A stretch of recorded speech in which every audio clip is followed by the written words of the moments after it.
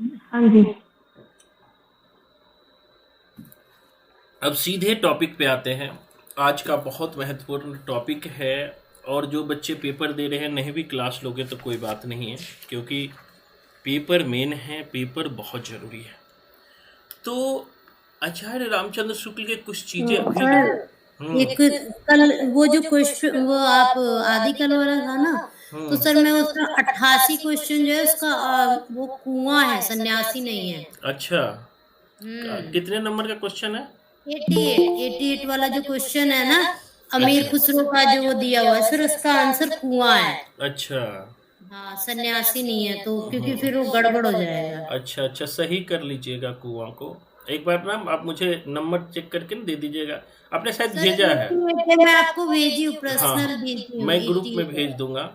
और जहाँ भी कंफ्यूजन है मैं इस पे काम कर वो रहा सर हूँ है एक। ना, एक अचंबा हमने देखा देहरी के नासूर, उसका अर्थ कुआं है। अच्छा अच्छा। जी। और जो है, एक और थोड़ी कंफ्यूजन चल रही है बच्चों में, ये आरंभिक काल और प्रारंभिक काल। ठीक है। रजनी मैम को कंफ्यूजन है इस पे। तो थोड़ा इस पे मैं देख रहा हूँ, बुक में कोई ऑथेंटिक बुक में हमें मिल जाए तो उस पे हम लोग काम कर लेंगे। तो जहाँ भी जो देखो, यहाँ एक डेमोक्रेटिक सिस्टम है।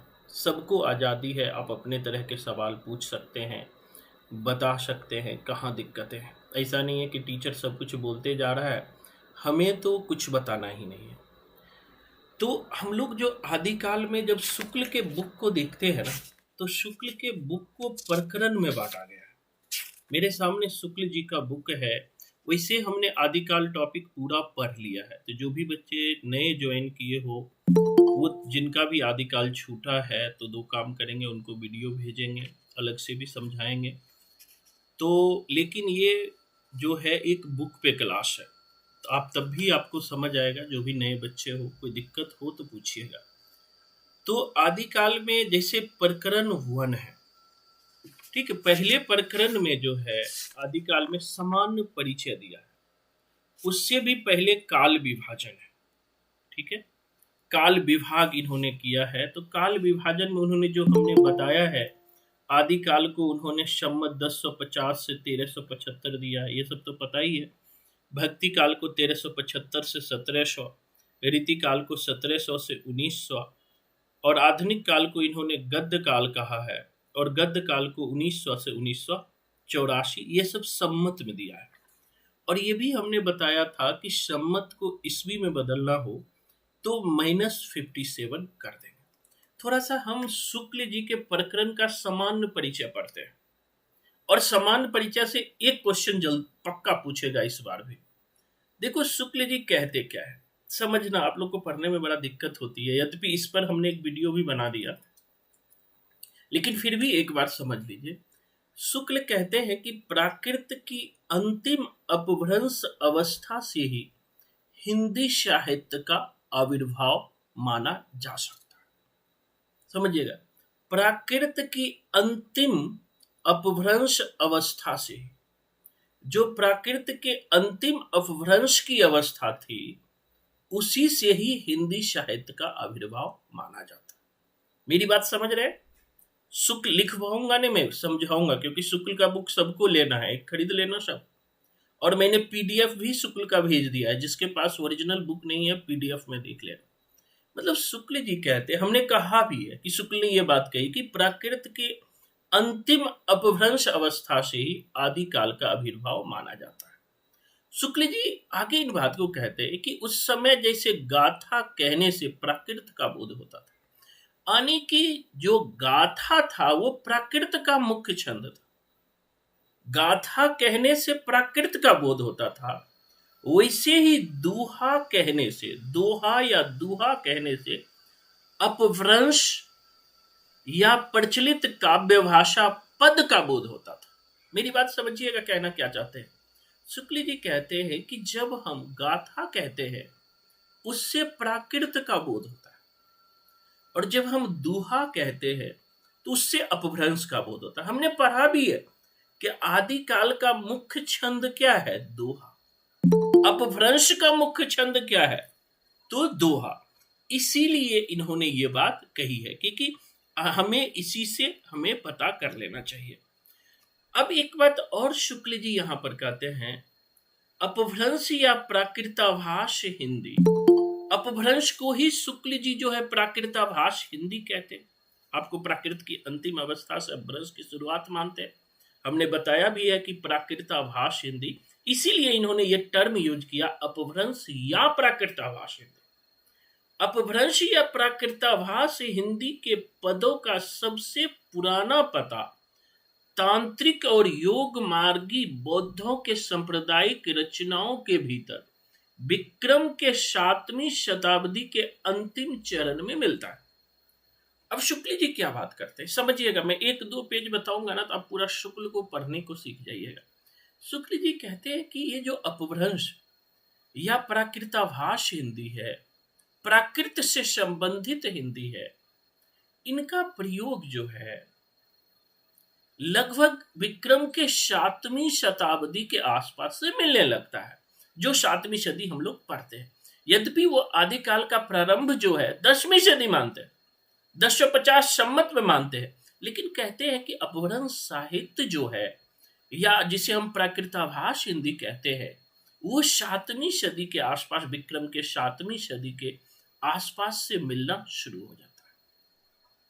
एक बार और शुक्ल जी महत्वपूर्ण बातें कही है।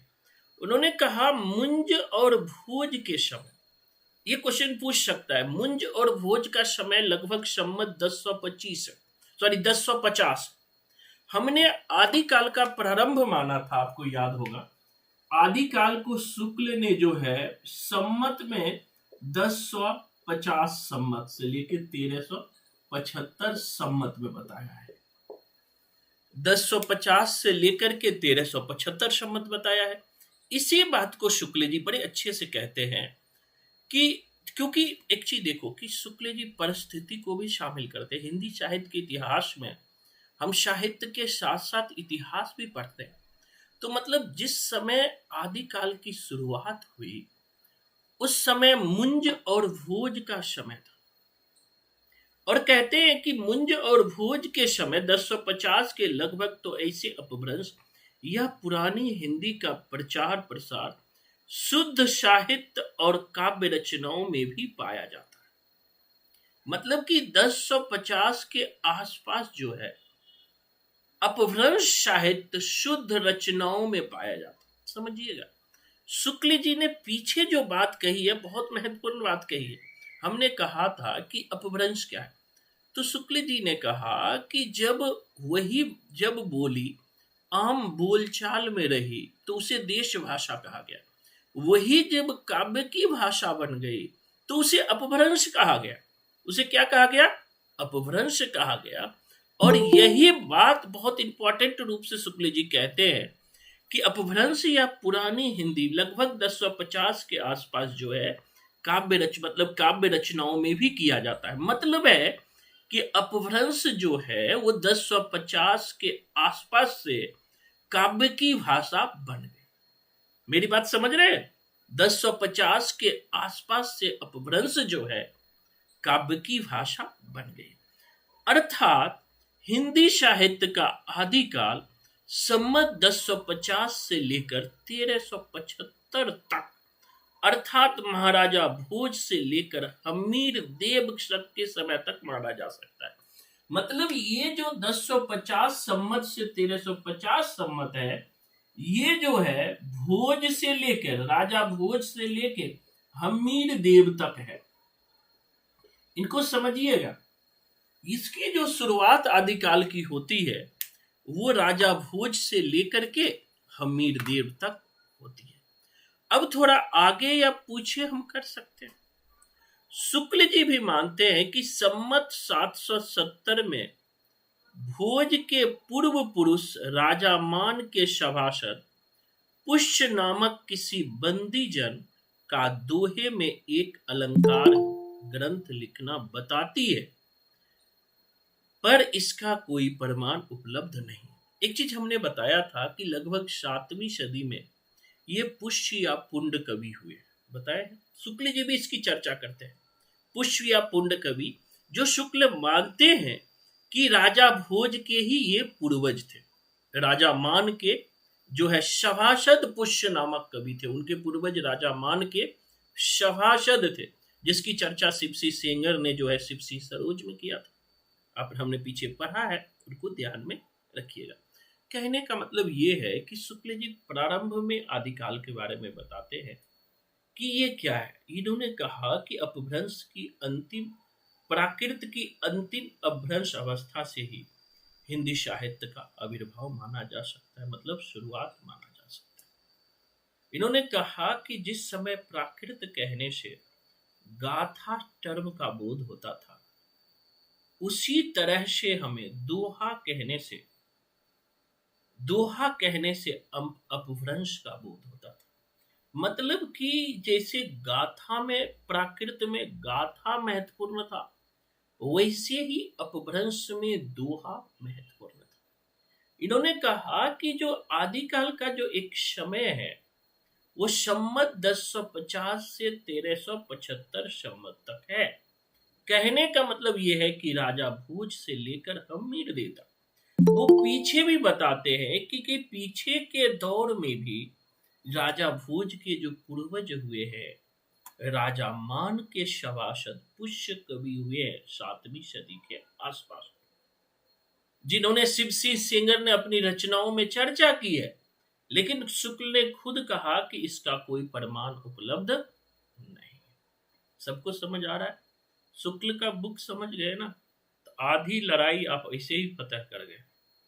और थोड़ी सी उनको ज्यादा समझ आएगा जो पहले आपने पढ़ लिए हो, पहले टॉपिक आपने पढ़ लिया। अगर पहले टॉपिक जो नहीं पढ़ेंगे उनको दिक्कतें होगी। आगे सर, का वर्ड ही समझ में नहीं आता है, कैसे लिखा रहता है, आ कैसे रहता है, कैसे रहता है। वर्ड तो बहुत इजी है, वो कैसे समझ नहीं आता है, बहुत इजी है। चलिए कोई नहीं। आगे कहता है कि आदिकाल के इर्द इस दीर्घ परंपरा के बीच 150 वर्ष के भीतर तो रचना की किसी विशेष प्रवृत्ति का निश्चय नहीं होता है। अब कहते हैं कि शुरुआती दौर में, आदिकाल में लगभग 150 वर्षों के भीतर कोई विशेष रचना की प्रवृत्ति नहीं मिलती है। इसमें धर्म, नीति, श्रृंगार, वीर सब प्रकार की रचनाएं दोहे में मिलती है। कि आदिकाल के जो शुरुआती 150 वर्ष का दौर था ना, उसमें जो कोई निश्चित प्रवृत्ति नहीं मिलती है। निश्चित प्रवृत्ति का मतलब होता है कि एक श्रृंगार ही मेन प्रवृत्ति है, या धर्म ही मेन प्रवृत्ति है, या हम कह दिए कि हमारा ये मेन प्रवृत्ति है, जैसे कि हमारे क्लास की कोडिंग मेन प्रवृत्ति है। लेकिन यहाँ पे शुरुआती दौर में शुक्ल खुद कहते हैं, शुरुआती दौर में आदिकाल की लगभग 150 वर्ष के भीतर कोई विशेष प्रवृत्ति का निश्चय नहीं होता। वहां लिखा क्या जा रहा था, तो धर्म, नीति, श्रृंगार, वीर सब प्रकार की रचनाएं दोहे में मिलती है। सब प्रकार की रचनाएं किसमें मिलती है? दोहे में मिलती है। इस अनादिष्ट लोक प्रवृत्ति के उपरांत, अब देखो आदिकाल को हमने बताया था एक जगह की अनिर्दिष्ट लोक प्रवृत्ति का युग। शुक्ल ने आदिकाल को क्या कहा? अनादिष्ट लोक प्रवृत्ति का युग। अब हम कैसे जानते हैं अनादिष्ट लोक प्रवृत्ति का युग? ऐसे जानते, कभी यही लाइन आया है, इस अनादिष्ट लोक प्रवृत्ति के उपरांत, मतलब कि अनादिष्ट मतलब कोई अच्छा, मतलब कोई विशेष दृष्टि नहीं था, कोई विशेष सोच नहीं था, कोई एक चीज पर फोकस्ड नहीं था, उसे अनादिष्ट लोक प्रवृत्ति का युग। शुक्ल ने आदिकाल को क्या बोला था? हमने बताया था अनादिष्ट लोक प्रवृत्ति का युग। वो कहते हैं इस अनादिष्ट लोक प्रवृत्ति के उपरांत जब मुसलमान की चढ़ाई आरंभ होता है, तब से हम हिंदी साहित्य की प्रवृत्ति एक विशेष रूप में बनती है। बहुत स्थापना और तर्क के लिए बहुत महत्वपूर्ण ये बातें हैं, समझिएगा। शुक्ल जी कहते हैं कि आदिकाल के शुरुआत का जो 150 वर्ष का दौर था, इसमें कोई एक विशेष प्रवृत्ति नहीं थी। इस समय जो दोहे लिखे जा रहे थे वो धर्म से संबंधित, नीति से संबंधित, श्रृंगार से संबंधित, वीर से संबंधित रचनाएं, दोहे लिखे जा रहे थे। यह दौर अनिर्दिष्ट लोक प्रवृत्ति का योग था। इनके उपरांत जब भारत में मुसलमानों का आक्रमण शुरू हुआ, इसके उपरांत जब भारत में मुसलमानों का आक्रमण शुरू हुआ, तब हिंदी साहित्य की प्रवृत्ति विशेष रूप में बंधती हुई पाते हैं। मतलब सीधा सा है कि जब मुसलमानों का आक्रमण हुआ, तब हिंदी साहित्य एक विशेष स्वरूप में बंधने लगती। कहने का मतलब यह है, स्थापना तर्क में पूछ सकता है कि आदिकाल की प्रारंभिक दौर में कोई विशेष प्रवृत्ति नहीं था, अकॉर्डिंग टू शुक्ल, तो सही हो गया। अब विशेष प्रवृत्ति की ओर कब बढ़ा? जब भारत में मुसलमानों का आक्रमण शुरू हुआ। हमने शुरुआती दौर में जब आदिकाल पढ़ा था, वहां पर हमने चर्चा किया था कि आखिर आदिकाल की परिस्थितियां क्या थी। हमने बताया कि 7वीं सदी के आसपास से ही जो है मुसलमानों का आक्रमण शुरू हो गया। 8वीं सदी में सबसे पहले 712 ईस्वी में मोहम्मद बिन कासिम का आक्रमण हुआ, जिन्होंने सिंध को जीत लिया। फिर मोहम्मद गजनवी का आक्रमण हुआ, उन्होंने 1000 से 1025 के बीच जो है भारत पर 17 बार आक्रमण किया। फिर मोहम्मद गौरी का आक्रमण हुआ। मोहम्मद गौरी के आक्रमण को आप जानते हैं कि मोहम्मद गौरी का आक्रमण किस लिए फेमस था। तराइन का प्रथम युद्ध में यद्यपि पृथ्वीराज चौहान जो है जीत जाते हैं, लेकिन तराइन के द्वितीय युद्ध में पुनः हुआ हार जाते हैं। तो ये कहता है कि उसी प्रकार अपने आश्रय दाताओं के राजा के पराक्रम चरित्रों का भी वर्णन किया करते थे। अब कहता है कि एक विशेष, जब लगभग 150 वर्ष बाद जब मुसलमानों का भारत पे आक्रमण शुरू हो गया, तब हिंदी साहित्य की एक विशेष प्रवृत्ति दिखाई पड़ती है। यहाँ राजश्रित कवि मतलब राजाओं के दरबार में रहने वाले कवि और चारण कवि जिस प्रकार नीति, श्रृंगार आदि के फुटकर दोहे राजसभा में सुनाया करते थे, उसी प्रकार अपने आश्रय दाता राजाओं के पराक्रम पूर्ण चरित्रों और गाथाओं का भी वर्णन किया करते थे। समझिएगा कि एक तरफ जो फुटकर कवि थे, जो नीति, श्रृंगार आदि से संबंधित राजश्रित कवि और चारण कवि, एक तरफ नीति, श्रृंगार, फुटकर दोहे राजाओं को सुनाया करते थे, उसी तरह से कुछ राजश्रित कवि ऐसे भी थे कि जो राजाओं को खुश करने के लिए उनके चरित्र और गाथा का पराक्रम पूर्ण वर्णन करते थे। शुक्ल जी कहते हैं कि जो राजाओं का पराक्रम पूर्ण वर्णन करते थे, यही परंपरा रासों के नाम से पाई जाती है।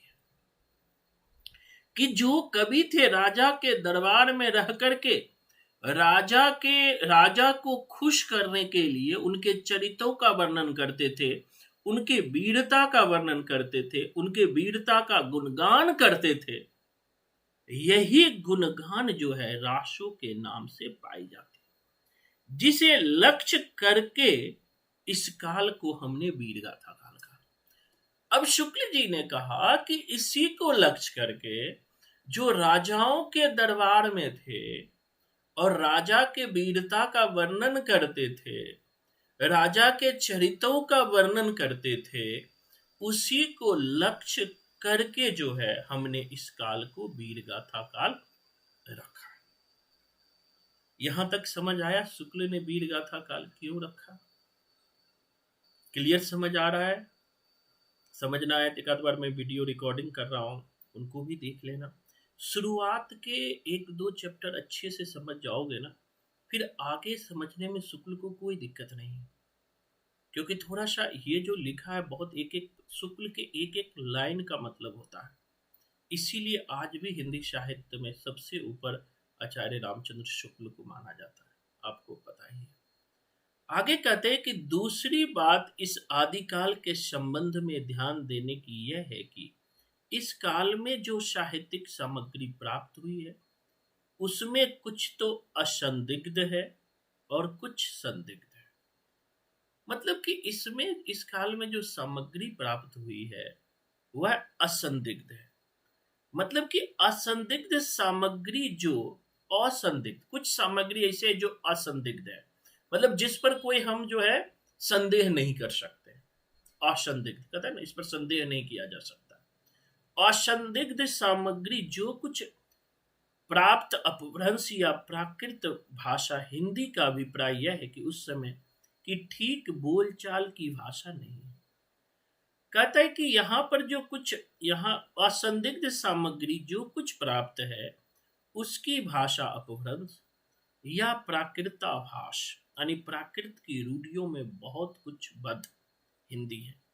मतलब कि जो असंदिग्ध सामग्री प्राप्त हुई है, असंदिग्ध मतलब क्या होता है? जिस पर संदेह नहीं किया जा सकता, उसे ना असंदिग्ध कहते हैं जी।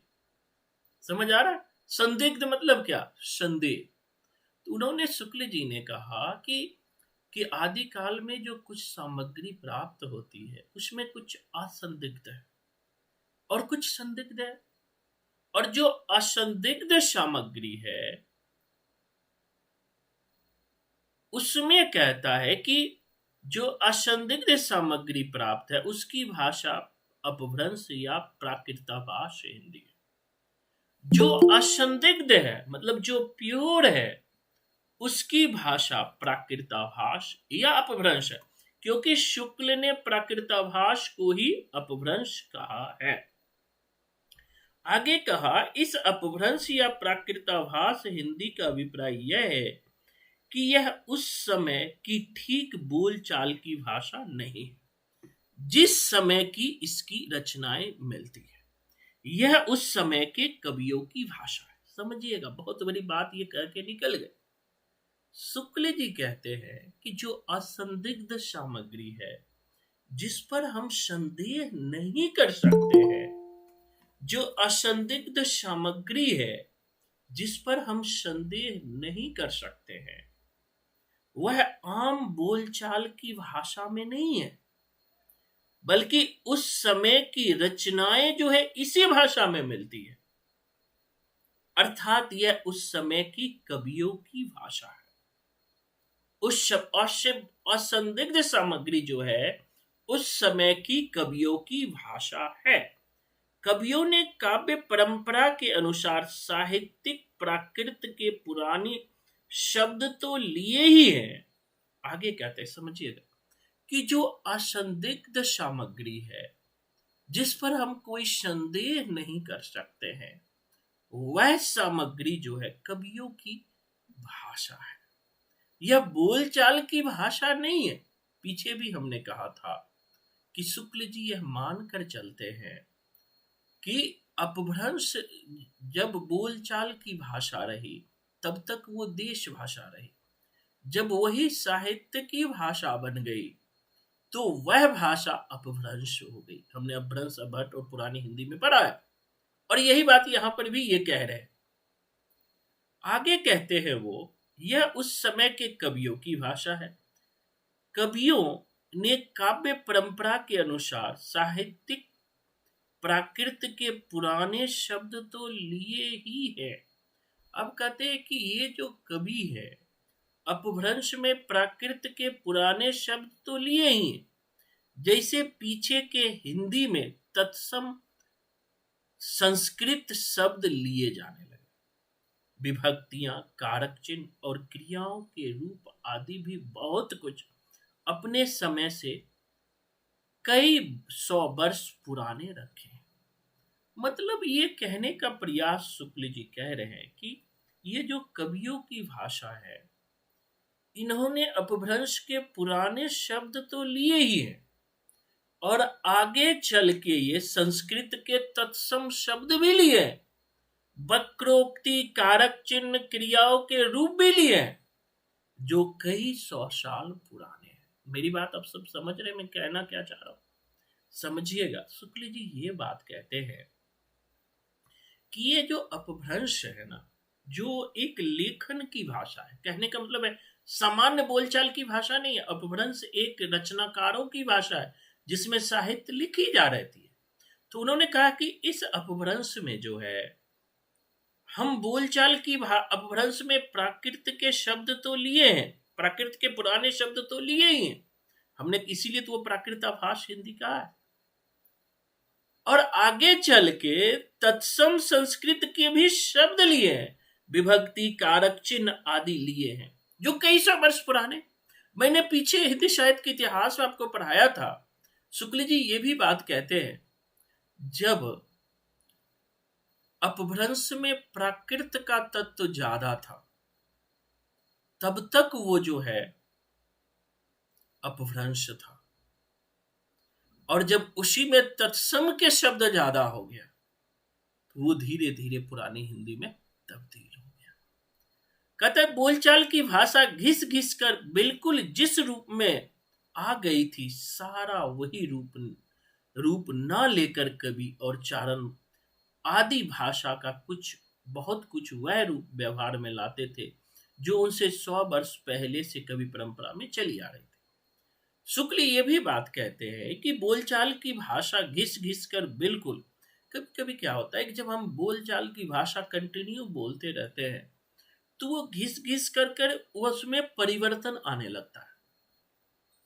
आपने देखा होगा कि आपके दादाजी जो भाषा बोलते होंगे, जो बोली बोलते होंगे, आप तक आते आते उस बोली में परिवर्तन हो गया। शुक्ल जी भी यही बात कहते हैं, बोलचाल की भाषा घिस घिसाकर बिल्कुल जिस रूप में आ गई थी, सारा वही रूप ना लेकर कवि और चारण आदि भाषा का बहुत कुछ वह रूप व्यवहार में लाते थे जो उनसे 100 वर्ष पहले से कवि परंपरा में रखी चली आ रही थी।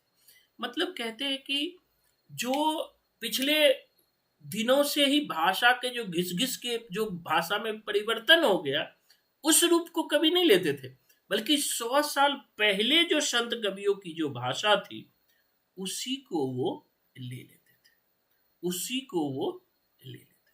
क्लियर है? आगे कहते हैं अपभ्रंश के जो नमूने हमें पद्य में मिलते हैं वह उस काव्य भाषा के हैं जो अपने पुरानेपन के कारण बोलने की भाषा से कुछ अलग बहुत दिनों तक, आदिकाल के अंत क्या उसके पीछे तक पोथियों में चलती रही। आगे शुक्ल जी इसमें कोई विशेष बात नहीं है जो मैं आपको समझाऊं। शुक्ल जी ये बात कहते हैं कि जो भाषा पुराने दिनों से ही चलता आ रहा था ना, वह आदिकाल के अंत तक या उसके कुछ पीछे तक जो है पोथियों में भी चलती रही। मतलब कि जो भाषा शुरुआती दौर में चलता है, ऐसा नहीं कि वो खत्म हो जाता है, वो धीरे धीरे चलते रहता है। आगे कहता है विक्रम की 14वीं सदी के मध्य में एक ओर तो पुरानी परंपरा के कोई कवि संभवतः शांगधर हमीर के वीरता का वर्णन ऐसी भाषा में कर रहे थे, चलिए वीर हमीर पांव भर मीनी कंपई।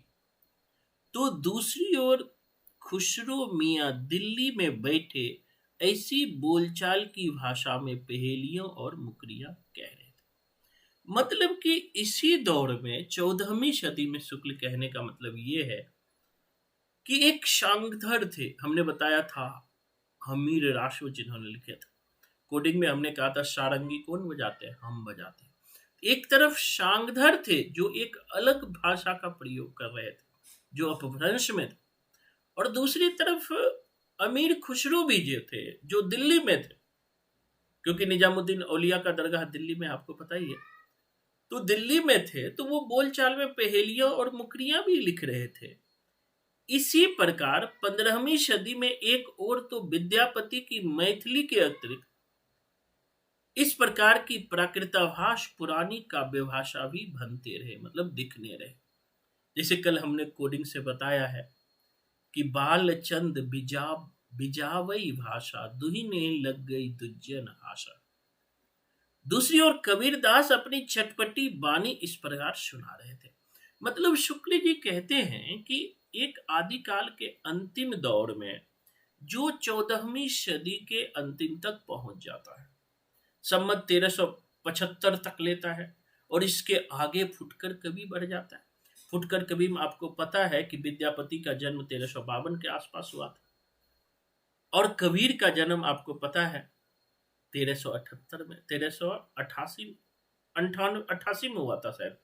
कबीर का जन्म 88 में हुआ था, 98 में, 98 हाँ 98 में, हाँ 98 में। रैदास का जन्म 88 में हुआ था, रैदास कबीर से पहले है। और उससे भी मतलब कि कहने का मतलब ये है कि जो फुटकर परंपरा जो चल रहा था ना, उसी दौर में संत परंपरा शुरू हो चुका था। कबीर आ चुके थे समकालीन दौर में। तो ये बेसिक बातें जो है शुक्ल जी बताते हैं, मतलब कहते भी अंतिम में, ये जो मैं अभी आपको जो पेज बताया ना, ये सामान्य परिचय है हिंदी साहित्य के इतिहास के बारे में। शुक्ल जी कहना क्या चाह रहे हैं, इसीलिए मैंने इनको सोचा कि आपको बताऊं। मतलब सारांश यह है कि अपभ्रंश की यह परंपरा विक्रम की 15वीं सदी के मध्य तक चलती रही। इनको ध्यान रखिएगा। शुक्ल के अनुसार शुक्ल जी ये मानते हैं कि अपभ्रंश पूरी तरह से खत्म नहीं हुआ।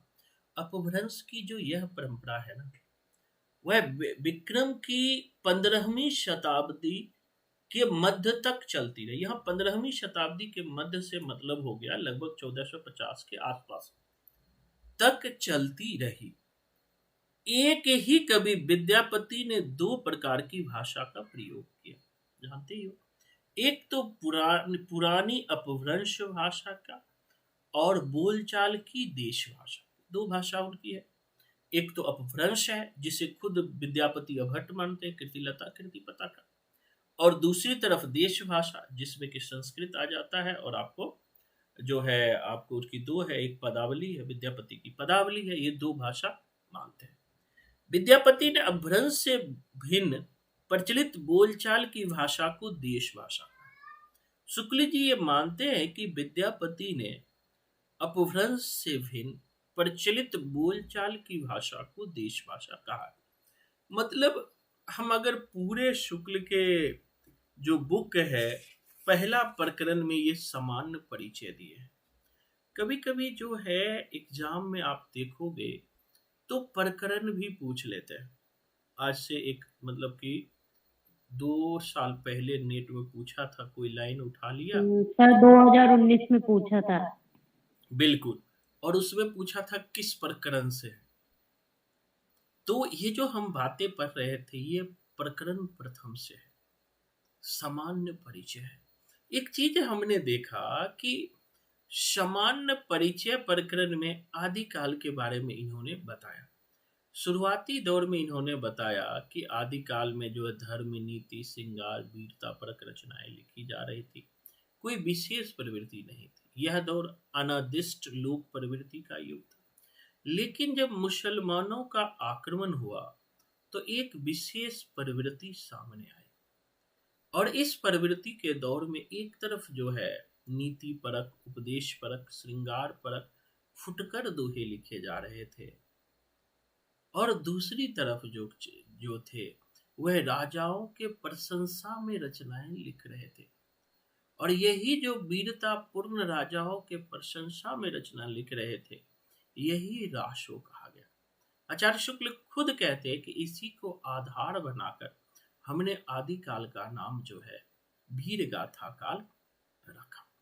अब समझ आया थोड़ा थोड़ा, कुछ क्लियर हुआ। एक तो सारे बच्चे कैमरा बंद है, मुझे पता ही नहीं कौन पढ़ रहे हो, कौन माता जी को शाम में अगरबत्ती जला रहे है ना।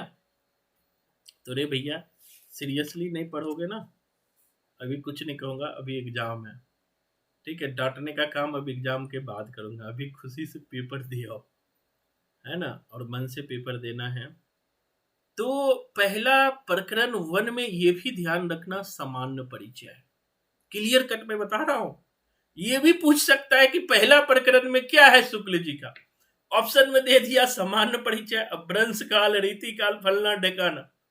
तो पहले पार्ट में जो है सामान्य परिचय है। अब प्रकरण 2 मतलब कि प्रकरण 1 में जो है,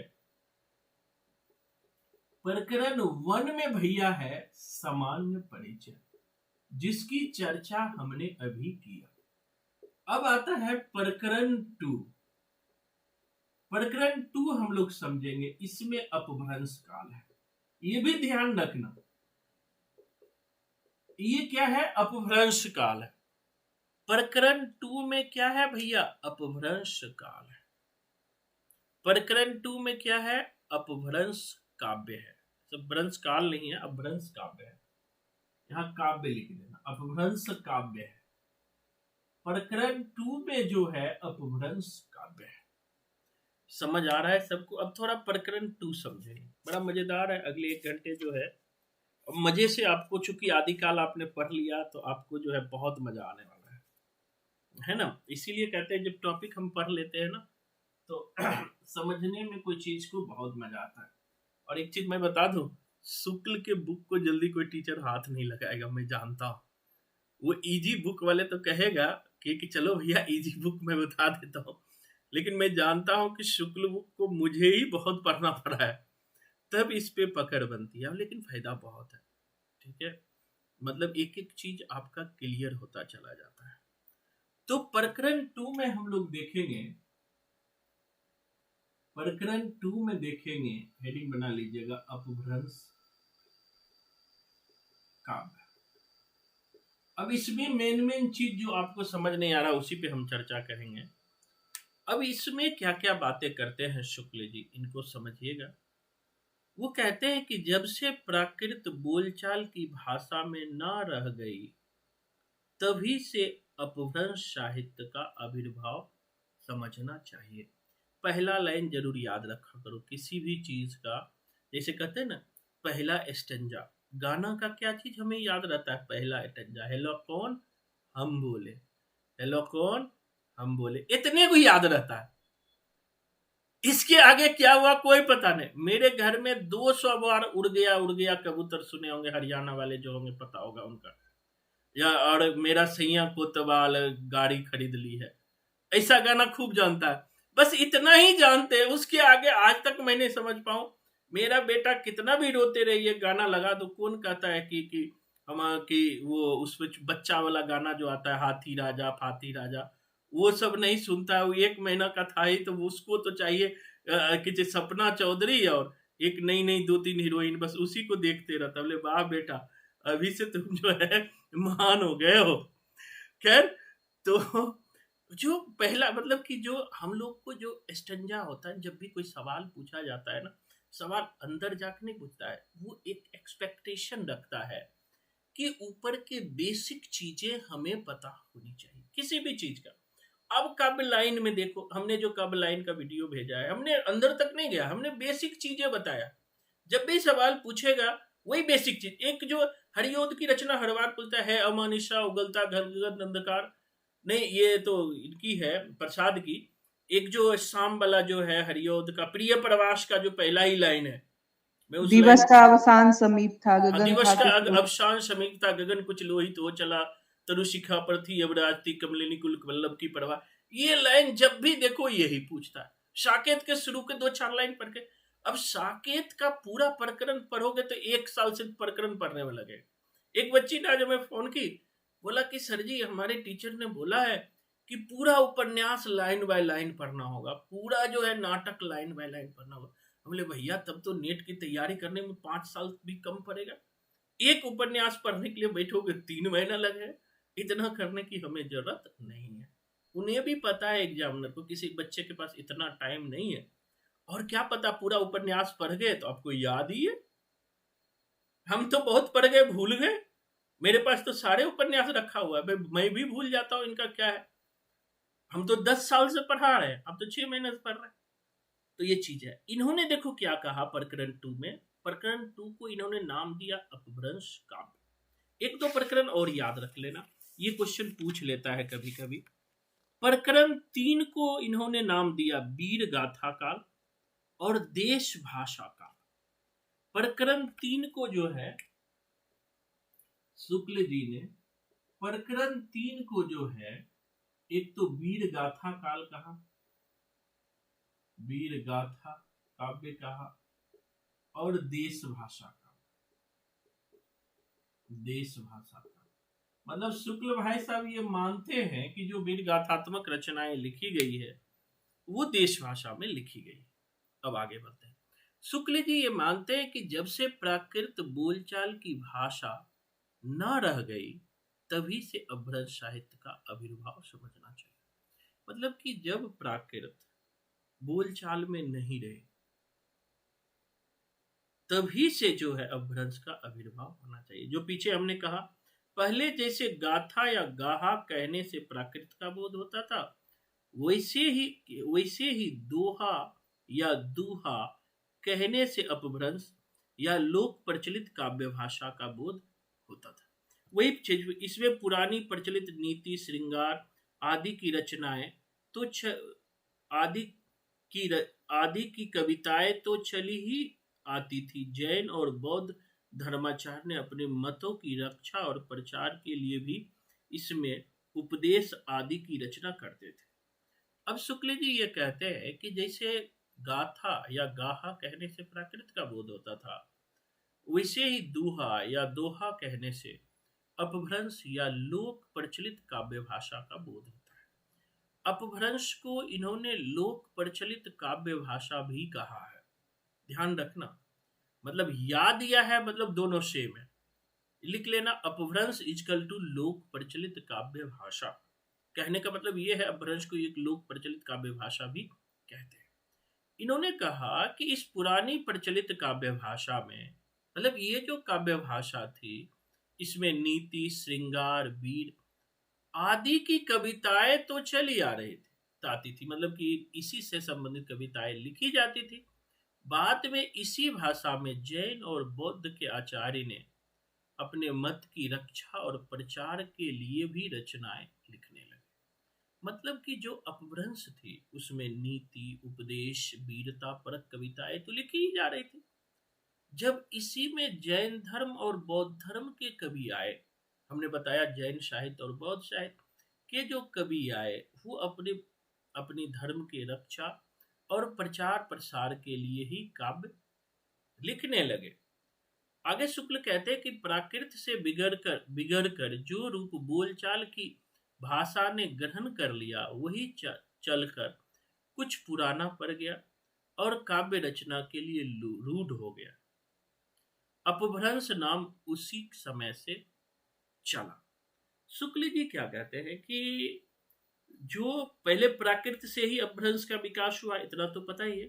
वो कहते हैं प्राकृत से बिगड़ कर, मतलब प्राकृत से अलग होकर जो रूप बोलचाल की भाषा ने ग्रहण किया, यानी कि प्राकृत से बिगड़कर एक सामान्य बोलचाल की भाषा ग्रहण करते। जैसे हम लोग हिंदी बोलते हैं, ठीक है, शुद्ध हिंदी कोई नहीं बोलता, ठीक है, धीरे धीरे उसमें कुछ बोलचाल की भाषा बिगड़ जाता है और आगे चलकर पुराना पड़ जाता है और काव्य के लिए रूढ़ हो जाता है, वही अपभ्रंश कहलाया। मतलब कि शुक्ल जी कहने का मतलब, शुक्ल जी ये भी कहते हैं कि जो प्राकृत का जो मूल रूप था उसको जब बोली के रूप में बोलने लगा तो वो एक अलग हो गया, वो भाषा बिगड़ गया और बिगड़ते बिगड़ते आम लोगों की भाषा तक पहुंचा और पुराना पड़ गया और आगे यही काव्य के लिए रूढ़ बन गया और अपभ्रंश कहलाया। जब तक भाषा बोलचाल में थी तब तक वह भाषा या देश भाषा ही कहलाती थी। ये लाइन हमने लिखवाया है। जब तक ये बोलचाल की भाषा रही देश भाषा कहलाए। जब वह भी साहित्य की भाषा हो गए उसके लिए अपभ्रंश शब्द का प्रयोग होने लगा। जब वो साहित्य की भाषा हो गई तो उसके लिए किसका प्रयोग होने लगा? अपभ्रंश का प्रयोग होने लगा। क्लियर है? ये सब तो हमने लिखवाया ही है नोट्स में। भरत मुनि विक्रम 3री शताब्दी के जो भरत मुनि ने अपभ्रंश नाम ना देकर लोक भाषा को देश भाषा ही कहा, हमने लिखवाया ही है। बररुचि के प्राकृत प्रकाश में भी अपभ्रंश का उल्लेख नहीं है। अपभ्रंश नाम पहले पहल वल्लभी के राजा धरसेन द्वितीय के शिलालेख में मिलता है। कहता है कि भरत मुनि या बररुचि जो संस्कृत के बहुत बड़े कवि हुए हैं और बररुचि प्राकृत के बहुत बड़े कवि हुए हैं, तो उनमें भी जो है डायरेक्ट अपभ्रंश की चर्चा नहीं की है। अपभ्रंश की जो पहली बार चर्चा मिलती है वह वल्लभी के राजा धर्मसेन द्वितीय के शिलालेख में मिलता है। पहली बार जो है शुक्ल जी कहते हैं वल्लभी के राजा धर्मसेन द्वितीय के शिलालेख में मिलता है। धर्मसेन द्वितीय के शिलालेख में मिलता है। पहली बार जो है धर्मसेन द्वितीय के शिलालेख में मिलता है। पहली बार जो है धर्मसेन द्वितीय के शिलालेख में मिलता है, जिसमें उसने अपने पिता गुहसेन को संस्कृत, प्राकृत और अपभ्रंश तीनों का कवि कहा। अब कहता है कि धर्मसेन ने अपने पिता गुहसेन को, इनके पिता धर्मसेन का पिता था गुहसेन, इस गुहसेन को शुक्ल जी मानते हैं कि इन्होंने संस्कृत, प्राकृत व अपभ्रंश तीनों का कवि कहा। संस्कृत, प्राकृत और अपभ्रंश तीनों का कवि कहा, मतलब तीनों भाषाओं का उल्लेख कहा है। बाणभट्ट ने हर्षचरितम में संस्कृत कवियों के साथ भाषा कवियों का भी उल्लेख किया है। इस प्रकार अपभ्रंश या प्राकृताभास हिंदी में रचना होने का पता हमें विक्रम की 7वीं शताब्दी में मिलता है। उसी काल की रचना के नमूने बौद्धों की ब्रजियान के सिद्धों के कृतियों के बीच भी मिलते हैं। कहने का मतलब ये है कि अपभ्रंश के जो प्राचीन नमूने हैं, अपभ्रंश या प्राकृतावास हिंदी में रचना होने का पता सबसे पहले हमें 7वीं शताब्दी के आसपास मिलता है। शुक्ल जी ये मानते हैं कि अपभ्रंश की चर्चा जो हमें सबसे पहले या तो बाणभट्ट की रचना हर्षचरितम में मिलते हैं, वही हर्षचरितम में इन्होंने भाषा कवियों का उल्लेख किया है, और दूसरी तरफ जो है वल्लभी के राजा धर्मसेन द्वितीय के शिलालेख में वो अपने पिता गुहसेन को संस्कृत, प्राकृत और अपभ्रंश का कवि माना है। तो कहने का मतलब ये है कि शुक्ल जी ये मानते हैं कि अपभ्रंश की जो शुरुआत है या अपभ्रंश का पता कब से साहित्य में मिलता है, तो वो विक्रम की 7वीं सदी से मिलता है, और इसी में बौद्धों की ब्रजियान शाखा की कृतियां भी मिलती है। अब शुक्ल जी मानते हैं, हमने ब्रजियान शाखा पढ़ा है, आपको पता होगा आदिकाल में हमने पढ़ा कि जो सिद्ध साहित्यकार थे उसका डेवलपमेंट हमने 7वीं सदी से मानता है। शुक्ल जी भी जो मानते हैं कि जो ब्रजियानी साधु थे, ब्रजियान के लिए काव्य लिखते थे, उनकी भाषा जो थी अपभ्रंश थी, और वो 7वीं सदी से ही थी। कुछ समझ आ रहा भी है कि नहीं समझ आ रहा है? बिल्कुल मेरा पढ़ाई बेकार जा रहा है। नहीं समझ आए तो पूछ लेना, नहीं तो सारा जो है ना, वो कहावत में सारी रामायण पढ़ गई हो, सीता किसकी जोड़ी है, कुछ समझ ही नहीं आ रहा। तो हमारे यहाँ डेमोक्रेसी है, मुझे भी नहीं आएगा तो कह दूंगा कोई नहीं, बाद में चर्चा कर लेंगे, गलत नहीं बताऊंगा। और बहुत मेहनत से तैयार किया हूँ, इसलिए थोड़ा बहुत जान लो, क्योंकि मैं 2-3 बार जो है आचार्य रामचंद्र शुक्ल के बुक को पढ़ाने का प्रयास किया, लेकिन मैं तो पढ़ा जाता हूँ, मुझे समझ आ जाता है, बच्चे बोर होने लगते हैं। फिर क्या होता है कि जिस दिन मैं शुक्ल के बुक को पढ़ाता हूँ ना, बच्चे भग जाते हैं। मैं रेगुलर में भी पढ़ाया हूँ, जब रेगुलर में पढ़ाता था, जब टॉपिक लास्ट होता था तो मैं 1-2 दिन शुक्ल के बुक को पढ़ाता था। तो मैं देखता था कि जिस दिन शुक्ल के बुक शुरू किया ना, तो पहले दिन तो बच्चे आए, दूसरे दिन पूछेंगे भी नहीं, आधे हो गए। अब 30 बच्चों का क्लास है तो मतलब मुश्किल से 10 बच्चे हो गए, 7 बच्चे हो गए। तो भाई मने मन कहता था खुद ही पढ़ लेना भैया, भक्ति काल स्टार्ट कर दो। तो दिक्कत हो तो पूछिए जरूर, और बहुत महत्वपूर्ण है। देखो एक ना दिन तो ये बुक पढ़ना पड़ेगा, इसके बिना काम नहीं बनना है, तो पढ़ लेंगे। तो मतलब इतना जानो कि शुक्ल कहते हैं कि अपभ्रंश की शुरुआत कहाँ से हुई। इतना ध्यान रखना कि वो भी 7वीं सदी मानते हैं। अन्य जैसे कि अन्य रचनाएं 7वीं सदी में अपभ्रंश में लिखना शुरू हो गया था, ये भी लिखनी शुरू हो गई थी। और ये जो ब्रजियान शाखा का प्रचार जो ब्रजियानी सिद्ध थे, इसी अपभ्रंश में कर रहे थे। इसी तरह शुक्ल बोलते हैं सम्मत 990 ईस्वी में देवसेन नामक एक ग्रंथकार हुए। हमने बताया है देवसेन, ठीक है, ये सम्मत 990 मानते हैं, लगभग 830-840, मतलब कि 9वीं सदी के मानते हैं शुक्ल जी देवसेन। इनकी फेमस रचना है सर्वकाचार, आपने पढ़ा है। देवसेन की सारी रचना किसको याद है, एक बार बता दो, मैं थोड़ा रेस्ट कर लूं। आदिकाल में पढ़ाया है देवसेन की सारी रचनाएं, किसी को याद है? ज्योति कुमार आप ही बताओ।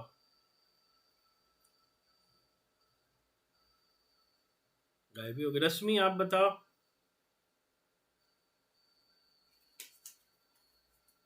जी सर, पहले श्रवण करते हैं, मतलब श्रवकाचार, उसके बाद आराधना करते हैं, फिर दर्शन करते हैं, दर्शन सार, और फिर उनका जो ये होता है न्याय चक्र होता है, न्याय होता है, और 2-3। वेरी गुड, बहुत बढ़िया। मतलब देव के मंदिर में, हाँ, देव के मंदिर में जाते हैं, आराधना करते हैं, श्रवण करते हैं, दर्शन करते हैं, यही सब दर्शन सारा। बिल्कुल, तो ये सारी देवसेन की रचना। लेकिन शुक्ल कहते हैं कि 9वीं सदी में एक जैन साधु हुए हैं सर्वक देवसेन, इसकी फेमस रचना थी सर्वकाचार, जिसकी भाषा अपभ्रंश का अधिक प्रचलित रूप लिए हुए। मतलब कि जो देवसेन की रचना जो सर्वकाचार्य है, शुक्ल मानते हैं कि उसमें जो है अपभ्रंश का एक प्रचलित रूप है। जो जिन शासन भाषियों सो मैं कहियों सारू। अब देखो, हमने कोडिंग से याद भी कराया, शासन है तो सर्वकाचार्य की रचना, कल ही याद करवाया है। ये सब लाइन याद रखना है किसका है, इन्हीं देवसेन ने। अब देखो क्या है कि इन्हीं देवसेन ने दब सहाय पयास का मूल नाम होता है द्रव्य स्वभाव प्रकाश। इसी शुक्ल मानते हैं कि इसी देवसेन ने दब सहाय प्रकाश नामक एक और ग्रंथ दोहे में बनाया था। अब देखो, यहाँ पे मैंने लिखाया था कि दब सहाय पयास जो है, इन्हीं के शिष्य जो है माइल धमन ने लिखा।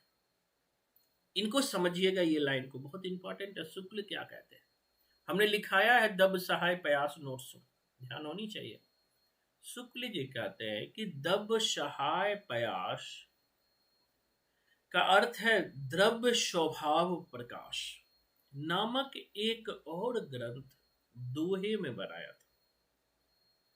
अगर ये पूछ ले क्वेश्चन कि द्रव्य स्वभाव प्रकाश या दब सहाय पयास किसमें लिखे हैं, दोहे में किसने बनाया था, तो फिर देवसेन ही आया, दोहे में बनाया था। मेरी बात आप समझ रहे हो? दिमाग के खोपड़िया थोड़ा खोल लो, जिनका भी कैमरा ओपन नहीं है, नहीं तो निराला जी कविता अभी नहीं सुनाऊंगा। तो बिल्कुल सीरियस हो जाओ और कैरियर को बिल्कुल सीरियस से लो। बहुत सारे बच्चे को मैं जानता हूँ कैरियर को बिल्कुल सीरियस नहीं लेते। उनको लगता है कि मास्टर जी ने बोल दिया जब तक रिजल्ट नहीं होगा क्लास दूंगा, इसीलिए बच्चे कहते चलो नहीं पंचवर्षीय योजना बना लेते हैं। तो भैया उसमें भी हम परिवर्तन कर रहे हैं। मैंने बोल दिया जितने भी पुराने बच्चे हो इसी बैच में क्लास मिलेगा, आगे बिल्कुल उम्मीद मत करना। इसीलिए सीरियस पढ़ लो इस बार। कुछ कुछ बच्चे तो कहते हैं सर जी 1 साल बाद हम पढ़ेंगे। बोले बेटा 1 साल बाद बोले फुल पेमेंट देना पड़ेगा। उसी पे नियम लागू होगा जो कंटिन्यू क्लास ले रहे हैं। अब कोई बच्चे कल एक फोन किया, 2 साल बाद मेरे पास पढ़े हुए थे, 2-3 महीना पढ़े गायब हो गए। फिर 2 साल बाद फोन किया, सर जी मुझे ग्रुप में ऐड कर लो। बोले किस बात का ऐड कर लो? सर आपने तो बोला था कि जब तक एग्जाम नहीं रिजल्ट नहीं होगा क्लास दूंगा। हमने उन बच्चों के लिए है जो कंटिन्यू क्लास ले रहे हैं। मुझे पता है कि एक बार कंटिन्यू जो मेरा ले लेगा एक ही बार में उसका रिजल्ट होगा, तुम 2 महीना लेके नहीं आए, गलती तुम्हारी है, मेरी नहीं है, फिर पैसे जमा करो, पढ़ो। ये नियम उस पे लागू नहीं, उस पे लागू होता है जो गायब हो जाते हैं। कोई कोई बच्चे तो साल भर बाद मुझे मैसेज करते हैं कि सर जी फिर से पढ़ लो। मतलब कुछ भी तो सीरियसली पढ़ाई करना चाहिए हम सबको। आपने देखा होगा, मैं कभी सीरियसली काम नहीं करूं तो बोलो कि सर जी आज तो आपने कुछ दिल से नहीं बताया। हर दिन का मेरा टारगेट नहीं, सीरियस काम करना है, आज ये समझाना है। अब समझते हैं क्या बात अभी कर रहे थे। शुक्ल जी कहते हैं देवसेन ने जो है दब सहाय प्रयास, जिसे द्रव्य स्वभाव प्रकाश कहते हैं, बहुत इंपॉर्टेंट है, लिख लेना, द्रव्य स्वभाव प्रकाश। ये जो द्रव्य स्वभाव प्रकाश है ना, इसे देवसेन ने दोहा नामक एक ग्रंथ जो है दोहा में बनाया था। इसमें लिखा था दोहा में। अगर पूछ लिया कि द्रव्य स्वभाव प्रकाश या द्रव्य सहाय प्रकाश किसने दोहे में बनाया, तब हो जाएगा कौन, देवसेन। लेकिन आगे, जिसका पीछे से माइल धवल ने गाथा या साहित्य की प्राकृत में रूपांतरण किया। अब इसी द्रव्य स्वभाव प्रकाश को माइल धवल ने, शुक्ल जी मानते हैं कि माइल धवल ने इसे गाथा, क्योंकि मुख्य छंद है प्राकृत का, या प्राकृत में क्या किया, रूपांतरण किया। मेरी बात समझ आ रहा है कि नहीं आ रहा भाई, बता दो। लिखा दोहे में देवसेन ने, माइल धवल ने इसे प्राकृत में प्रकाशित किया। कहा इनके पीछे तो जैन कवियों की बहुत सी रचनाएं मिलती है, जैसे श्रुत पंचमी, कथा योग सार, जसहर चरियु, नय कुमार चरियु, सब चरियु पढ़े हैं। ध्यान देने की बात यह है कि चरित काव्य या आख्यान काव्य के लिए अधिकतर दोहे चौपाई की पद्धति ग्रहण की गई है। ये ध्यान रखना, शुक्ल जी मानते हैं चरित काव्य लिखने के लिए या आख्यान काव्य लिखने के लिए दोहे या चौपाई पद्धति का प्रयोग किया है। जैसे उन्होंने कहा पुष्पदंत, नाम पढ़े हो, पुष्पदंत का हमने पढ़ाया, पुष्प चढ़ाते हैं। किस पर पुष्प चढ़ाते हैं, आदि पुराण, महापुराण और उत्तर पुराण पे। और नाग को दूध पिला करके जस गाते हैं, तो नाग कुमार चरियु, इसी और जसहर चरियु, 3 रचना, आदि पुराण, महापुराण, उत्तर पुराण, नाग कुमार और जस चरियु। इसमें शुक्ल कहते हैं कि पुष्पदंत के आदि पुराण और उत्तर पुराण चौपाई में है। पुष्पदंत के आदि पुराण और उत्तर पुराण किसमें है, चौपाई में। उसी प्रकार उसी काल के आसपास जसहर चरियु, जिसका नाम है यशधर चरित, ये जसहर चरियु में का नाम है यशधर चरित, ये भी लिख लेना, जसहर नोट्स में लिख लेना, चरियु, जसहर चरियु का ही नाम है यशधर चरित्र, इसी का नाम है यशधर चरित्र। तो कभी ये भी पूछ सकता है यशधर चरित्र कौन है, वही है, भी चौपाई में लिखा गया। मतलब शुक्ल मानते हैं कि पुष्पदंत की रचना आदि पुराण और उत्तर पुराण जो है चौपाई में लिखी गई, उसी के आसपास है जसहर चरियु, ठीक है, भी चौपाई में लिखी गई है। कहता है चौपाई दोहे की यह परंपरा आगे चलकर सूफी के प्रेम कहानियों में, तुलसी के रामचरितमानस में, छत्र प्रकाश में, ब्रजविलास, सबल सिंह चौहान के महाभारत आदि आख्यान में मिलता है। मतलब कि जो ये दोहे चौपाई था आदिकाल के, आगे चल के कहने का मतलब है यही सूफियों में पहुंच गया, संत में पहुंच गया, उनके आख्यान रामचरितमानस में पहुंच गया। अब इसमें जो है शुद्ध, अब जो है शुक्ल जी ने यहीं पर प्रकरण 2 में ही शुक्ल जी ने सिद्ध साहित्य के बारे में बताया है। थोड़ा सिद्ध साहित्य के बारे में आप समझिएगा, शुक्ल जी क्या क्या बात करते हैं, तब आपको क्लियर समझ होगा। शुक्ल जी कहते हैं, हमने कहा था कि सिद्ध साहित्य क्या है। हमने कहा कि बौद्ध परंपरा का हिंदू धर्म से प्रभावित आंदोलन है। तांत्रिक क्रियाओं में आस्था, तंत्र मंत्र के द्वारा सिद्धि चाहने के कारण ही इसे सिद्ध कहा गया। बौद्ध जो सिद्ध साहित्य था वो ब्रजयान के प्रचार प्रसार के लिए लिखा गया। किसके प्रचार प्रसार? ब्रजयान के लिए। अब देखो शुक्ल जी इसको बड़ा संक्षेप में बताते हैं। देखो एक ही लाइन में, हमने जो एक पेज लिखवाया है शुक्ल जी ने एक लाइन में बता दिया। वो लिखते हैं बौद्ध धर्म विकृत होकर ब्रजयान संप्रदाय के रूप में देश के पूर्वी भागों में बहुत दिनों तक चला आ रहा था। देखो एक लाइन में कह दिया कि बौद्ध धर्म जो है विकृत होकर, मतलब विकृत मतलब क्या? मूल धर्म से अलग होकर ब्रजयान संप्रदाय के रूप में देश के पूर्वी भागों में बहुत दिनों से चला आ रहा था।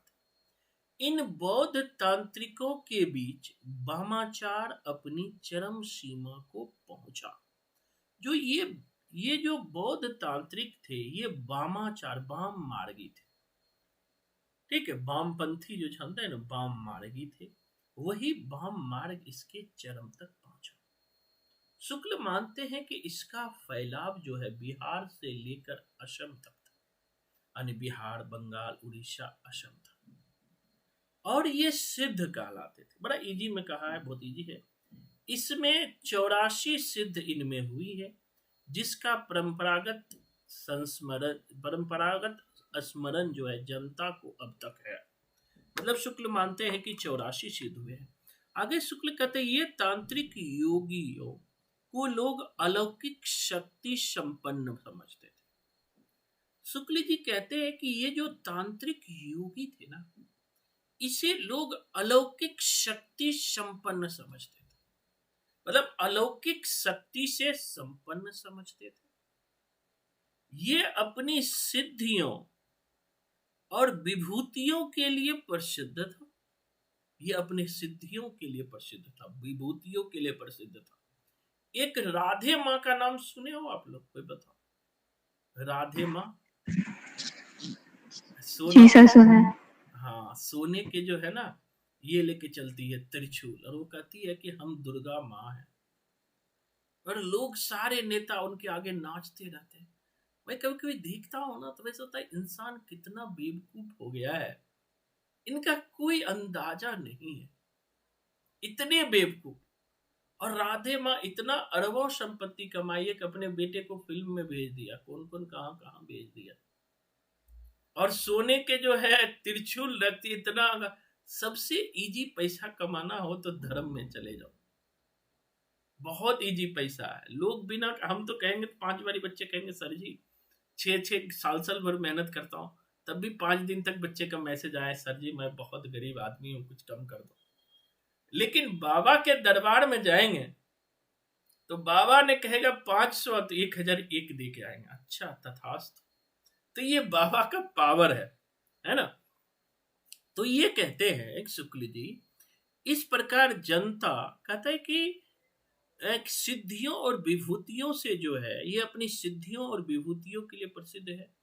राजशेखर ने कपूर मंजरी में भैरवानंद के नाम से एक ऐसे सिद्ध योगी का समावेश किया है। यानी कि राजशेखर जो है बहुत फेमस कवि हुए राजशेखर, जिनकी फेमस रचना है कपूर मंजरी। उनमें भी उन्होंने एक सिद्ध योगियों का नाम बताया, भैरवानंद, जो 10वीं सदी के आसपास थे। मतलब कहता है इस प्रकार जनता पर इन सिद्ध योगियों का प्रभाव 10वीं शताब्दी से ही पाया जाता है। मतलब कि इन सिद्ध योगियों का प्रभाव जनता पर 10वीं सदी से पाया जाता है। शुक्ल जी मानते हैं कि जो मुसलमानों के आने पर पठानों के समय तक कुछ न कुछ बना रहा।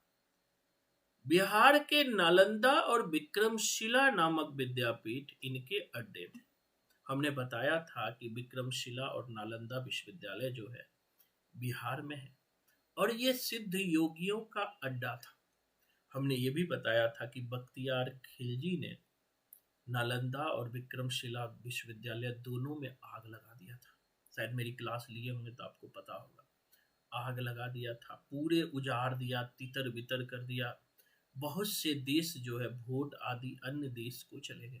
बहुत से जो सिद्धि है वो नॉर्थ में चले। अब देखो इसी समय जो आपने देखा होगा लामा पाया जाता है, वोट देश। जो शुक्ल मानते हैं कि अभी आप तिब्बत गए होगे या आप जो है लेह लद्दाख जाओ तो वहां बहुत सारे बौद्ध मिलता है कि नहीं मिलता है? बौद्ध भिक्षु आपने देखा होगा। तो शुक्ल जी ये भी मानते हैं कि जब नालंदा और विक्रमशिला विश्वविद्यालय को जब बख्तियार खिलजी ने तितर बितर कर दिया तो बहुत सारे सिद्ध योगियों को मार भी दिया। उसी में से कुछ लोग वोट देश चले गए। वोट देश मतलब क्या होता है? वोट, बहुत से वोट आदि अन्य देशों को चले गए। जो उसमें वोट थे मतलब कि जो सिद्ध योगी थे वो अन्य देश से मतलब है कि अन्य क्षेत्रों में जाकर के वहां से भाग गए। फिर ये 84 सिद्धों के नाम भी बताते हैं शुक्ल जी। ये 84 सिद्ध को सबको याद रखने की जरूरत नहीं है। इसमें हमने बताया था कि जो 4 नाम जो है महिला है इसमें, जिसे मणिभद्रपा, कनकलापा, योगिनी है जिसे योगिनी कहते हैं, हमने चर्चा भी किया था। मणिभद्रपा, कनकलापा, लक्ष्मीकारा, एक और नाम था ना शुक्ल जी ने शायद उसका नाम मेघलापा। मेघलापा है। मेघलापा। मेघलापा। अच्छा अच्छा मेघलापा। शुक्ल के बुक में मेघलापा नहीं दिया है क्या? सर इन्होंने सर 3 ही योगिनियों की चर्चा की है, चौथे की नहीं की। हाँ ये चीज ध्यान रखिएगा। वही मैं खोज रहा था, आज सुबह भी मैं पढ़ रहा था ना, तो मैं देख रहा था ये मेघलापा तो दिया नहीं, मणिभद्रपा दिया है, कनकलापा योगिनी, 3 योगिनी दिया, लक्ष्मी, मेघलापा का नहीं दिया है। वैसे 4 है तो इसको एक बार देख ले। अलग चीज हमें देखना है, आदर सूचक शब्द है ये तो हमने पढ़ा है। अब देखो यहाँ पर एक चीज बात और भी शुक्ल जी ने बहुत बढ़िया कही है, इसको समझिएगा। इन्होंने कहा कि ब्रजियान में जो योगी सिद्ध के नाम से प्रसिद्ध हुए वे अपने मत का संस्कार जनता पर भी डालना चाहते थे। मतलब शुक्ल जी ये मानते हैं कि जो योगी ब्रजियान शाखा में सिद्ध हुए, मतलब जो सिद्ध ब्रजियान शाखा से जुड़े, वो अपने मत का प्रभाव जो है जनता के ऊपर भी डालना चाहते थे। इससे वे संस्कृत रचनाओं के अतिरिक्त अपनी वाणी अपभ्रंश मिश्रित देश भाषा या काव्य भाषा में बराबर सुनाते हैं। मतलब शुक्ल जी मानते थे कि ये जो सिद्ध कवि थे आम लोगों पर अपना प्रभाव जमाने के लिए ये संस्कृत भाषा भी, संस्कृत रचनाओं के अतिरिक्त अपभ्रंश मिश्रित देश भाषा, ये ध्यान रखना। मतलब ये संस्कृत को, ऐसा नहीं था कि संस्कृत नहीं, संस्कृत रचनाओं के अतिरिक्त अपनी वाणी अपभ्रंश मिश्रित देश भाषा या काव्य भाषा में सुनाया करते थे। इनके रचनाओं का एक संग्रह पहले क्या है, हरप्रसाद शास्त्री ने बंगला में बौद्ध गान ओ दोहा नाम से निकाला था। यहाँ कोड कीजिएगा, हरप्रसाद शास्त्री ने बंगला अक्षरों में बौद्ध गान ओ दोहा के नाम से निकाला था। इसको लिख लीजिएगा, ये बंगला अक्षर, हरप्रसाद शास्त्री तो बौद्ध गान वो दोहा लिखा ही है, हमने लिखवाया, ये संपादित किया, लेकिन ये बंगला अक्षरों में। शुक्ल जी किस अक्षर में मानते हैं? बंगला। यही सब नई चीज है। जब भी ये सब चीज पढ़िए ना तो अपने नोट्स में नोट डाउन कर लीजिए कि अच्छा ये चीज अलग है। तो बंगला अक्षरों में जो है बौद्ध गान वो दोहा के नाम से निकाला था, ये ध्यान रखना। किस अक्षर में? बंगला अक्षरों में। कहता है पीछे त्रिपिटकाचार्य राहुल संकृतायन। अब देखो कि त्रिपिटकाचार्य मतलब होता है राहुल त्रिपिटक, त्रिपिटक होता है। तो त्रिपिटक किसने दिया था? भगवान बुद्ध ने 3 पिटक लिखा था। पिटक मतलब होता है पिटारा, मतलब होता है कि जिसमें कि हम लोग रखते हैं 1 पिटक, 2 पिटक, 3 पिटारा। तो 3 पिटक था, शुद्ध पिटक, विनय पिटक और अभिधम्य पिटक। हमने जब सिद्ध साहित्य पढ़ रहे थे तो चर्चा किया था शुद्ध पिटक, विनय पिटक और अभिधम्य पिटक। तो शुक्ल जी मानते हैं कि जो त्रिपिटक के ज्ञाता राहुल संकृतायन भोट देश में जाकर अब वोट देश क्या था? तिब्बत का एरिया वोट देश कहलाता था, वही वोट रहते थे। वोट मतलब होता है वहाँ के जो आदिवासी लोग हैं, वहाँ के जो, वो वोट कहलाते हैं। तो आपने राहुल संकृतन की तिब्बत यात्रा आपने पढ़ाया है, हमने बताया भी है। तिब्बत यात्रा उसका पढ़े हो, किस तरह वो वोट के वेश में गए थे, मतलब कैसे छुप छुप के वो तिब्बत तक गए थे। तिब्बत यात्रा, लहासा, तिब्बत की राजधानी है लहासा।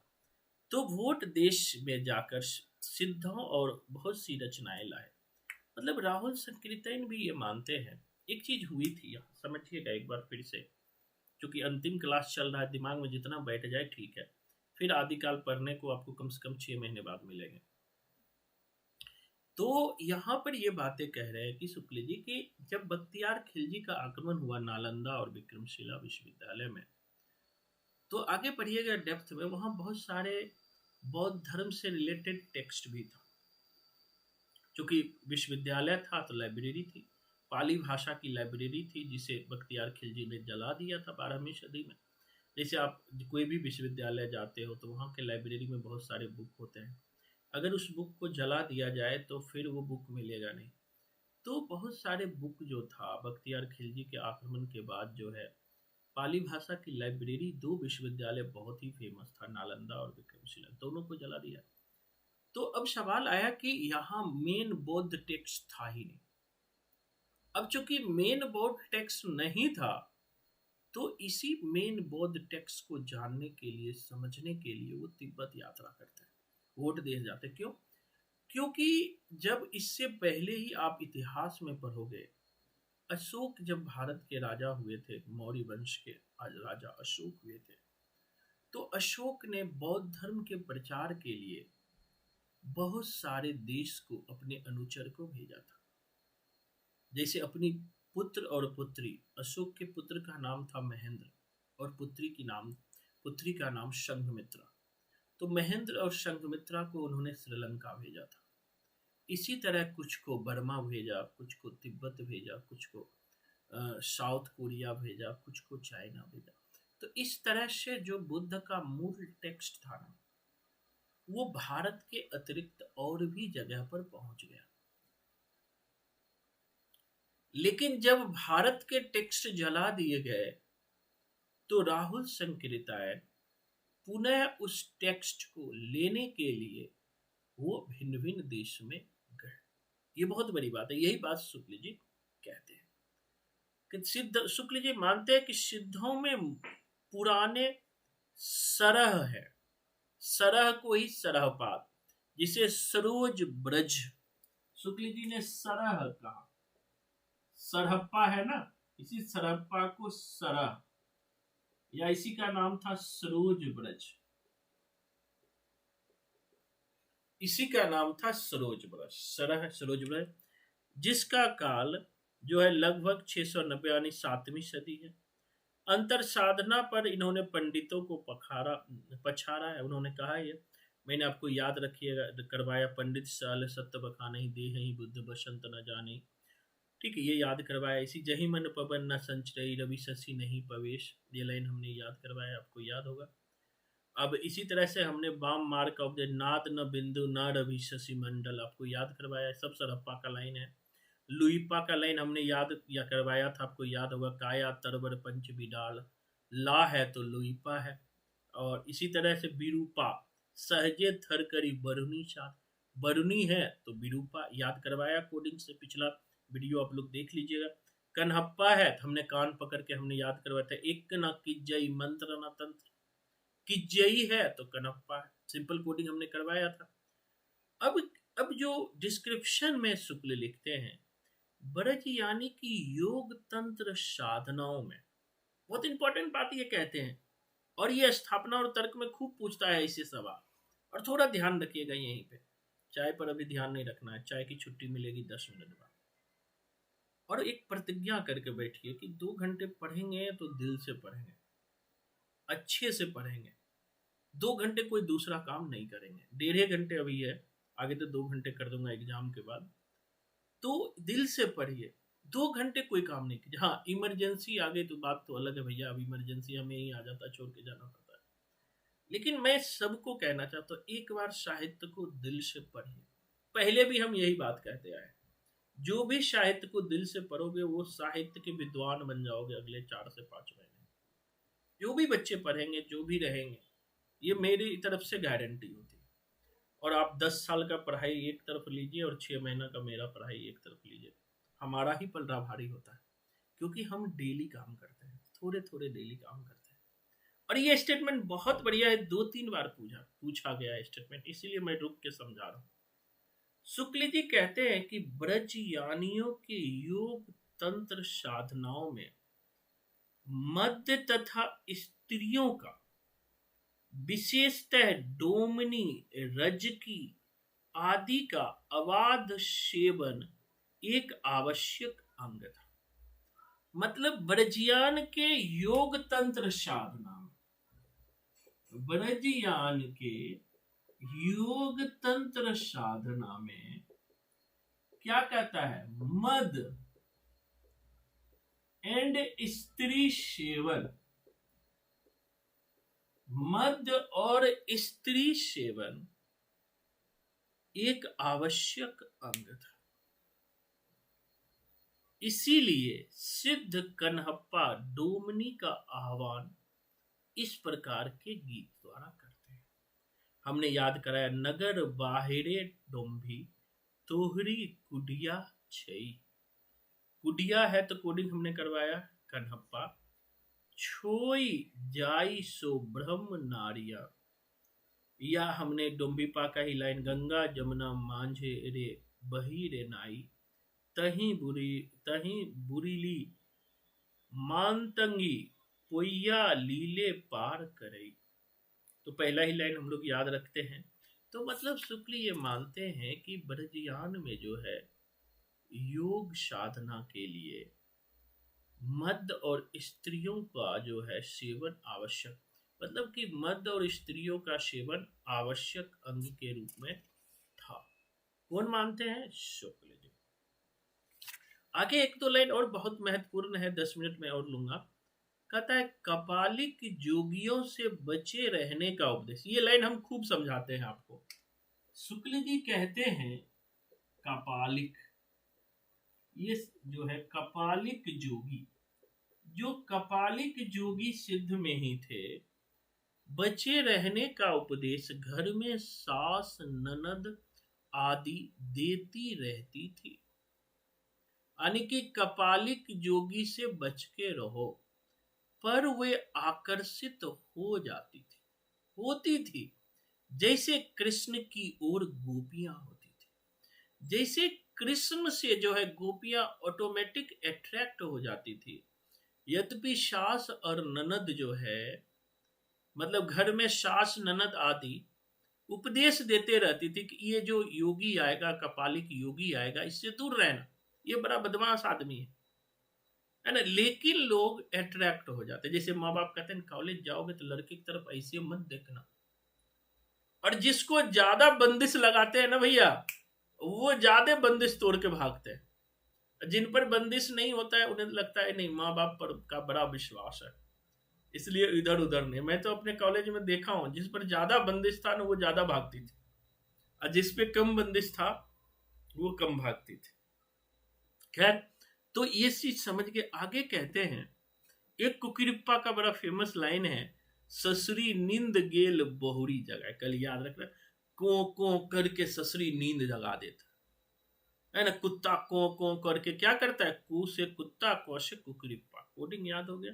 अब एक चीज और बहुत बढ़िया शुक्ल जी ने लिखे हैं, ये तो लाइन मैंने सारा शुक्ल का लाइन आपको याद करवा दिया है, ध्यान रखिएगा, बस रिवीजन कीजिएगा, कल ही कोडिंग से हमने याद करवाया है।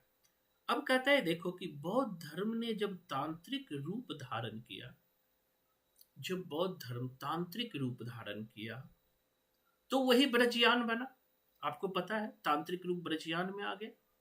तो बौद्ध धर्म ने जब तांत्रिक रूप धारण किया, तब उसमें से 5 ध्यानी बुद्धा और उनकी शक्तियों के अतिरिक्त अनेक बोधिसत्वों की भावना की गई, जो सृष्टि का परिचालन करते हैं।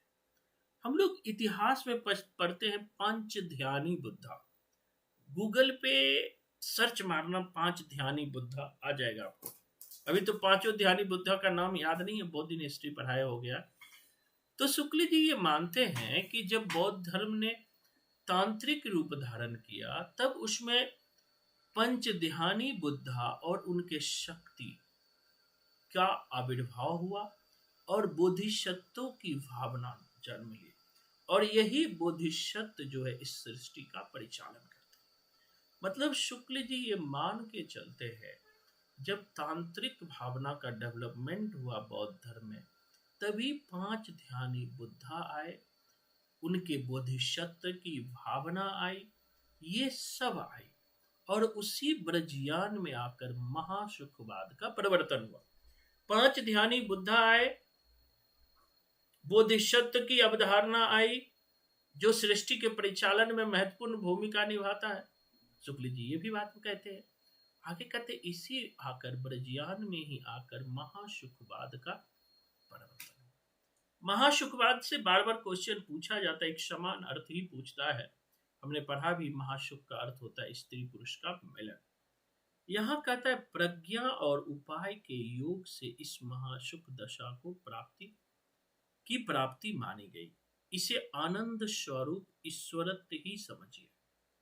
मतलब प्रज्ञा और योग से इस महासुख दशा को हम प्राप्त कर सकते हैं। इसे आनंद स्वरूप ईश्वरत्व हमने लिखवाया ही है। उन्होंने कहा निर्वाण के 3 अवयव ठहराए गए जो सिद्ध साहित्य में या बौद्ध धर्म में निर्वाण के 3 अवयव समझाए गए। पहले शून्य, विज्ञान और महासुख।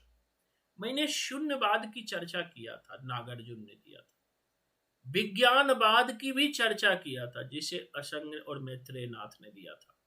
और तीसरा है महासुख, मतलब मोक्ष के लिए शुक्ल जी मानते हैं निर्वाण के लिए, निर्वाण मतलब मोक्ष प्राप्त करना, 3 चीज महत्वपूर्ण है। पूछ सकता है कि शुक्ल के अनुसार निर्माण के लिए क्या क्या चीज चाहिए, तो शून्य, विज्ञान और महासुख। शून्य, विज्ञान और महासुख।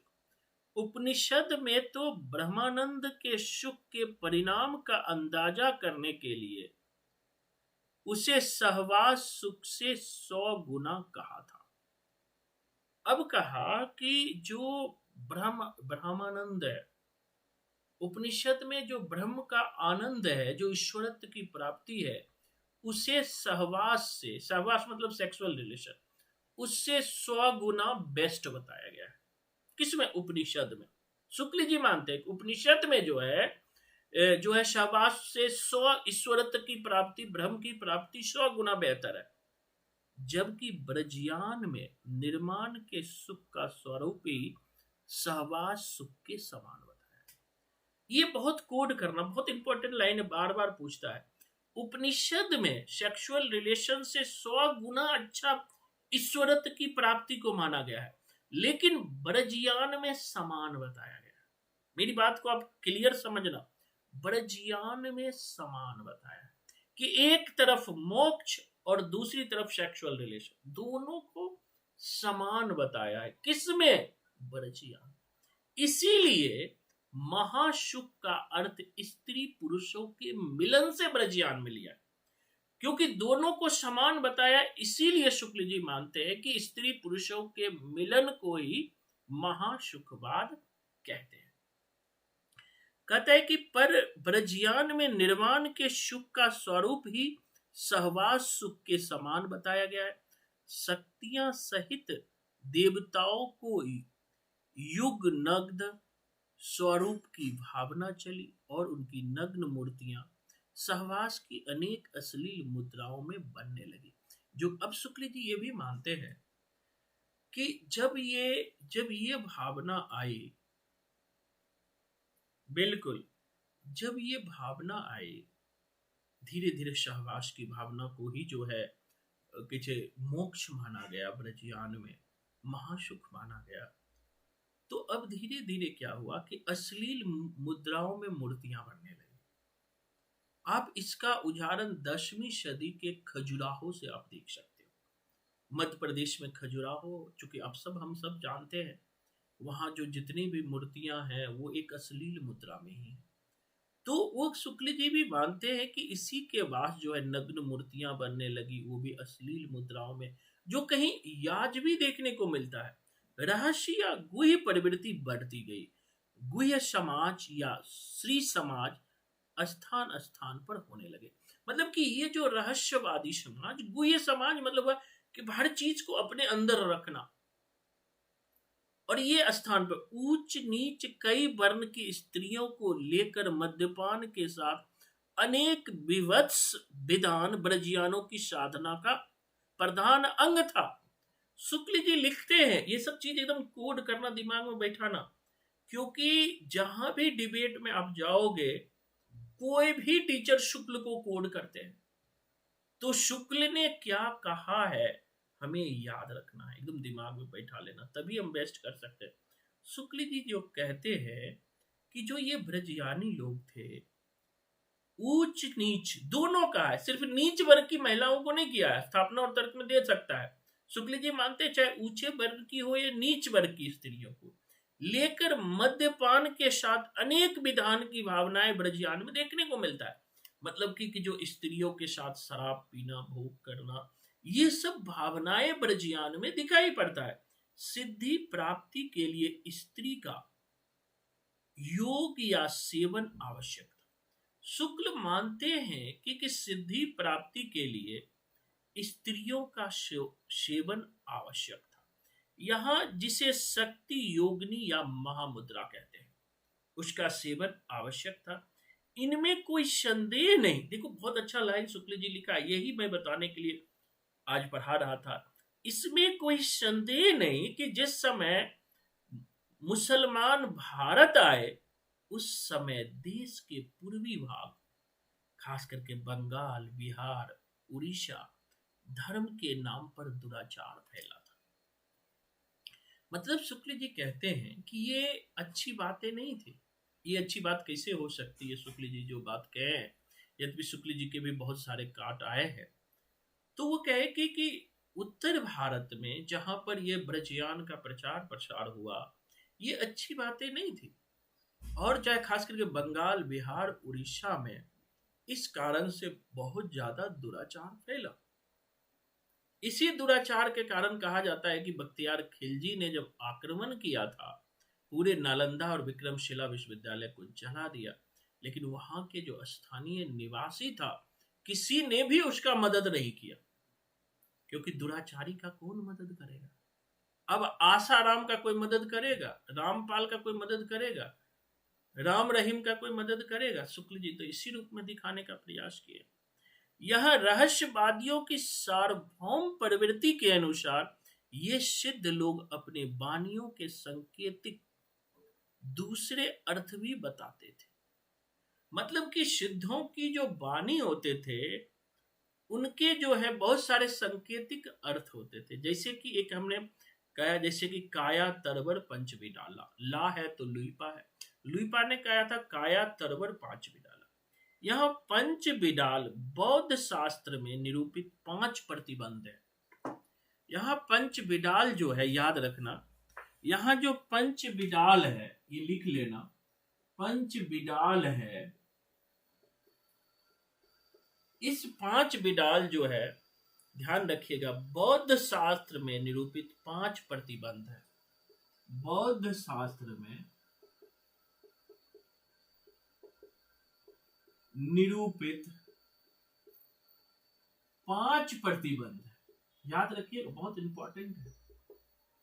निरूपित 5 प्रतिबंध, बौद्ध शास्त्र में निरूपित 5 प्रतिबंध है। ये प्रतिबंध का नाम जरूर याद रखना, आलस्य, आलस्य, हिंसा, आलस्य, हिंसा, काम, काम, चिकित्सा, काम, चिकित्सा और मोह। सर इसमें चिकित्सा को क्यों लिया गया है? चिकित्सा में क्या गलत है? हाँ बहुत बढ़िया। आलस्य, हिंसा, काम, चिकित्सा और मोह। चिकित्सा का अर्थ जो है, कोई बताओ, अभी दिमाग में मुझे आ नहीं रहा। चिकित्सा का अर्थ लिया होगा ये सब काम करने से जो बीमार पड़ जाए उनको सही करो, हो सकता है, क्योंकि आलस से, हिंसा, काम, मोह से तो शरीर कमजोर ही होगा। तो इसके कमजोरी को दूर करने के लिए चिकित्सा अपनाओ, मेडिसिन अपनाओ। सर बौद्ध धर्म में प्रतिबंधित किया गया है, तो बौद्ध धर्म में चिकित्सा को क्यों अच्छा, वो किया? अब बहुत अच्छा दिमाग आ गया। बौद्ध धर्म में जो है ये सब प्रतिबंध है, चिकित्सा भी प्रतिबंध है। चिकित्सा का मतलब होता है कि आप जो है मेडिकल लेना, मेडिकल अलग से लेना, उस पर प्रतिबंध था। चिकित्सा पर बौद्ध धर्म में प्रतिबंध था, जो 5 जो है बौद्ध शास्त्र में, क्योंकि आप स्वयं उसका उपचार कीजिए। पर जैसे कि सर इसमें ये होगा जैसे कि जो देसी दवाई जड़ी बूटी वो खाओ, ना कि अंग्रेजी जो दवाई पहले इस पे अंग्रेजी तो आया नहीं, उस समय कहाँ अंग्रेजी दवाई होती थी, उस समय तो यही आयुर्वेदिक ही होती थी। हाँ, उस समय मतलब चिकित्सा से अर्थ होता था एक जो है आपने ना जब हमें पढ़ा रहे थे तो आप ये बताए थे कि इसमें जो लोग बीमार होते थे उनको रखा नहीं जाता था, क्योंकि अगर जो इंसान बीमारी लेके आएगा तो वो औरों में भी फैलाएगा।